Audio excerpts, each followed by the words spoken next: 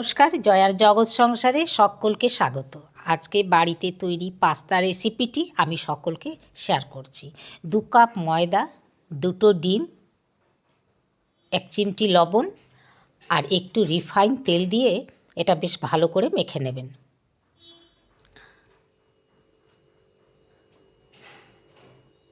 রেস্টুরেন্টের আর বাড়ির তৈরির খাবার কতটা যে পার্থক্য সেটা এইভাবে বানিয়ে দেখবেন, তাহলেই বুঝতে পারা যাবে। ব্যাস, এবারে দেখুন এরকম একটা টো হয়ে যাবে। টোটা রেখে দিন। কিছু ময়দা দিয়ে এটাকে ঠিক এইভাবে একটু মোটা করে বেলে নিতে হবে।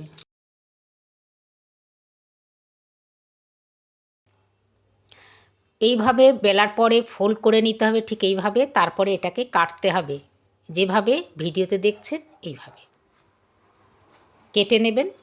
এদিকে একটু গরম জল করে বা ফুটতে দিয়ে জলটা যখন গরম হয়ে যাবে তখন একটু তেল দিয়ে এই পাস্তাগুলো যেগুলো তৈরি করা হলো এটা এই জলের মধ্যে দিয়ে দিতে হবে, অর্থাৎ সেদ্ধ করতে হবে। আর রসুন আর পেঁয়াজ এটা কেটে নিতে হবে। কেটে নেওয়া হলো দেখছেন।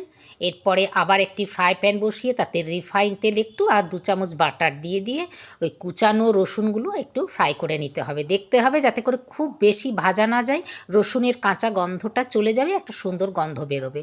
বাটারের সঙ্গে ভাজলে অসাধারণ গন্ধ হয়।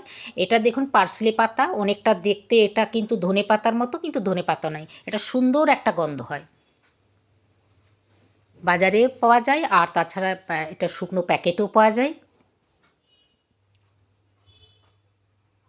পাল্টে পাল্টে খাবার দিলে বাড়ির বাচ্চারাও কিন্তু খুব আনন্দ করেই খায়। এরপরে দেখুন কুচানো পেঁয়াজটা দিয়ে দেওয়া হলো, একটু ফ্রাই করে নেওয়া হলো। একটুখানি লবণ,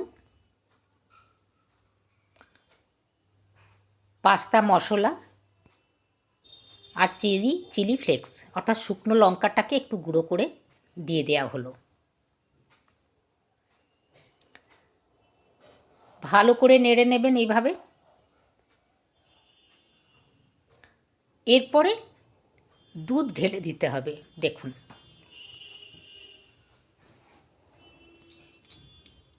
ঠিক এই পরিমাণে দেবেন।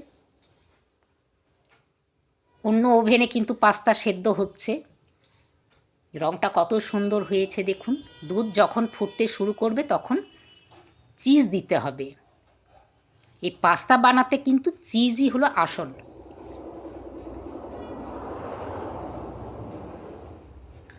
দেখুন চিজ দেওয়া হলো। তারপরে এটা গরমে দুধের সাথে একদম মিশে যাবে। নাড়তে নাড়তে যখন দেখা যাবে যে দুধটা একটু ঘন হয়ে এলো, তখন আপনি ওই পাস্তা সেদ্ধ করা জলটা 2 হাতা এর মধ্যে দিয়ে দিলে সেটা ভালো হবে।